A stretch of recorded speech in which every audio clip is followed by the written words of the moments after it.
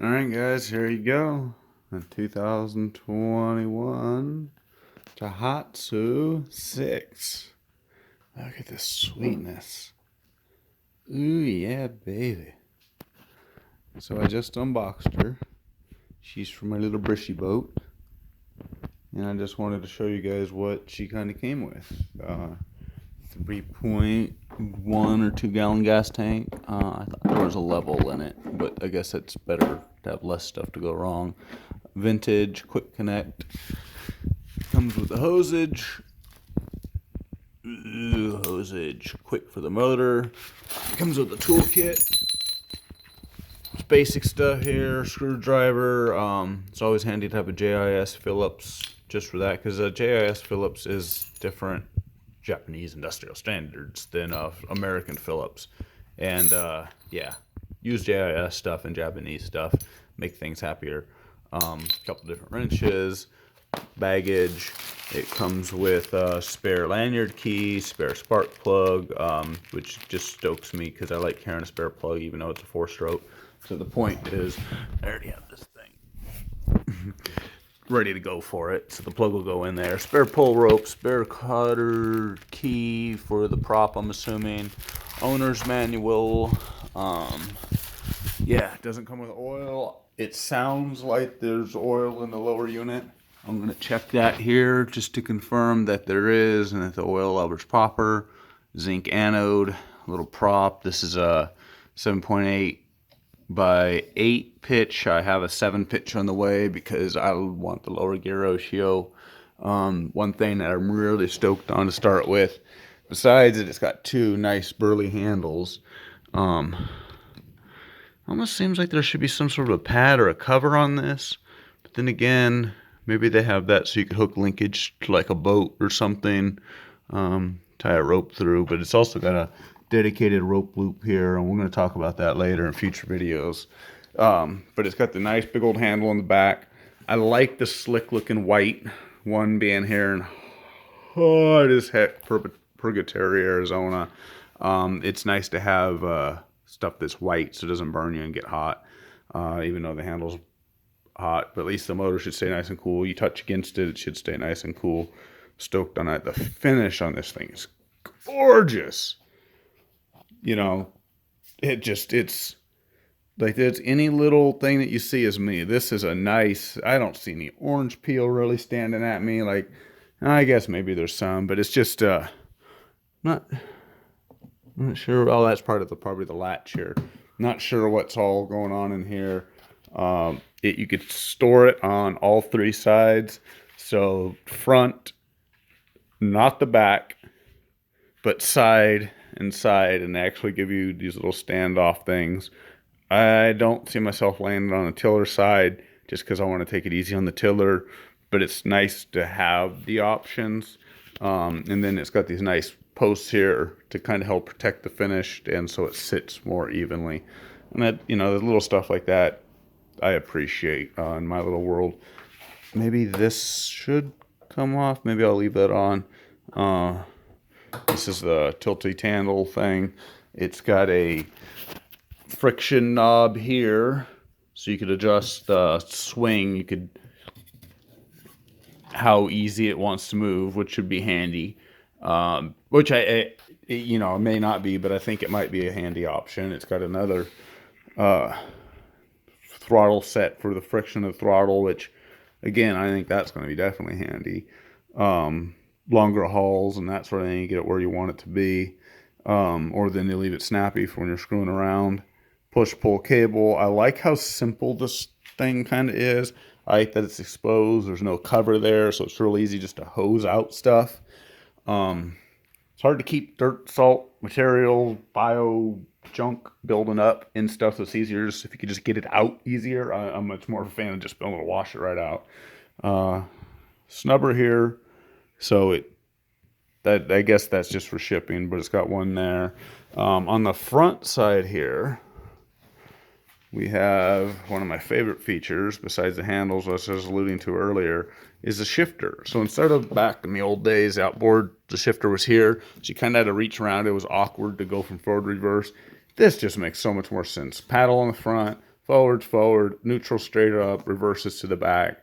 Again, you got to do it with the motor running. Kill switch right off the front. You guys run these kill switches, and I like the fact that it's not a stupid leash lanyard to go around your wrist, because that's so easy to go off. It's something meant to clip to yourself. Clip it to the loop on your board shorts, like down through it, so it's not going to pull the loop out, but like the part of the laces. Clip it to a good heavy zipper, a belt loop, or it should actually be clipped to your life jacket. You should be wearing a life jacket in little boats like this at all times. I don't care what the law says. It's too easy to get flicked out, and yeah, swimming is not an option when you're unconscious. It's got a kill switch on the front, so you could. I think that's how that works. So you could just.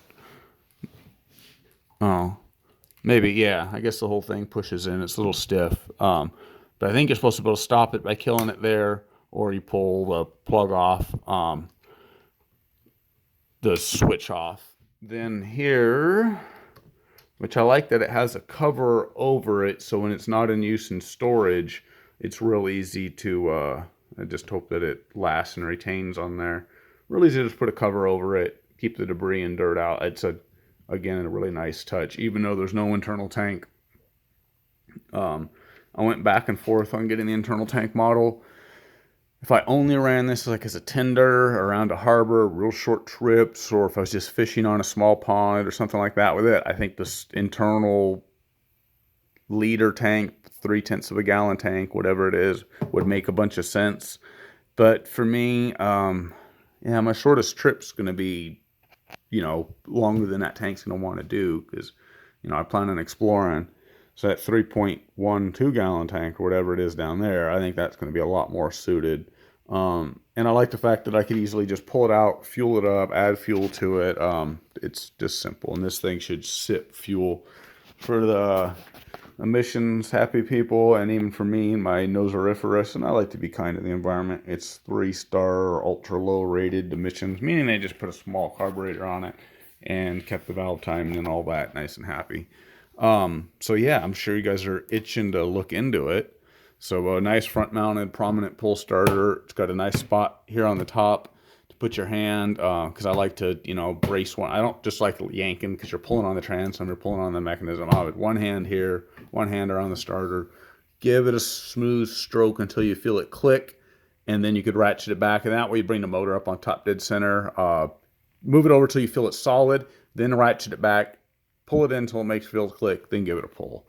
So anyways, hood latch style over center latch here, pops off on the back. Whoop. I'm trying to look through the camera and do this, but look how my hand just glides right over it. So nicely done, Tohatsu. See if I could do this without ruining their paint job. So it just flips up here.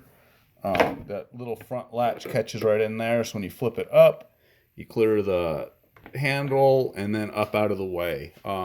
In one motion, if you do it right like that, it comes off nice and easy. No real, I don't feel like there's a risk of dropping it. It just looks like injection molded inside. It's not like fiberglass back in the day, so you're not going to get splinters. I might try to find a spot in it somewhere to glue a piece of foam, just in case something happens, it ends up overboard, it doesn't go right to the bottom. I at least have a chance to grab it. But look at this thing, beautiful, just as inside as it is outside. Just the paint work, the finish. Tohatsu really, they beautiful stuff. They really do. They're the original equipment manufacturer for Mercury and Nissan and some of the other names that are just rebadged. And that's the funny part. This motor was a couple $100 less than the rebranded Mercury one. It comes with a 5-year warranty, where the Mercury only comes with a 3. And regardless of, I don't think I'll have an issue at all with warranty problems or anything, but just look at the craftsmanship of this. If I want to be picky, that hose has been too little tight, and that sticker was never put down all the way. But man, that's a show quality finish, like in terms of how they finished this motor, and the gaskets, look how nice they are on there, and there's so much about this thing that is, I don't know, I'm thoroughly impressed with it. It's a little steep in price for these things, but I don't know, I think for what you're getting, I hope that I'm getting years reliable gas sipping, quiet, smooth running power out of it. You know, I'm not expecting a racehorse on my 11-foot inflatable catamaran, but I, you know, hope to go 14, 15, 16, maybe 17 miles an hour on the top end, and I just hope to build a cruise and enjoy myself on it. But yeah, the only really way to find out is just get out there and do it.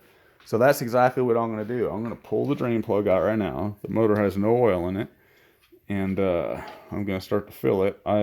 Well, obviously they've ran it over in Dapanan, but I'm going to fill it.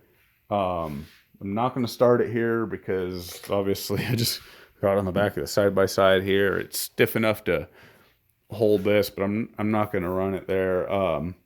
But yeah, I'm going to go get fresh gas for it, take it down to the lake, deflate this thing, throw it all in the Unurban Suburban, head down to the lake, fire it down there, and start the break-in procedure. So 10 minutes of idling, and then I'll let it cool down real good, and then I'll take it out for 2 hours of cruising, less than half throttle, just out putting.